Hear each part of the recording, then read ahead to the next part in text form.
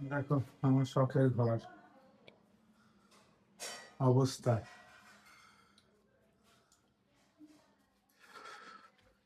উফ, ঘরের অবস্থা খুব খারাপ। পিছনে পিছনে একদম সব নোংরা হয়ে গেছে। এখন মশারি টাঙানো আছে, এদিকে জিনিসপত্র পুড়ে সাংঘাতিক অবস্থা। এখন এই খাওয়া দাওয়া করলাম, খাওয়া দাওয়া করে এবার আবার ওই বাড়ি যাবো। আমার সোনামাকে নিয়ে একটু ডাক্তারের কাছে যাবো।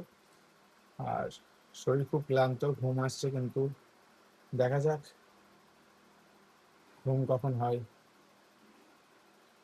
পুরুষ একমাত্র নিজের জন্য বাঁচে, যেটুকু টাইম সে ঘুমের মধ্যে থাকে নিজের জন্য।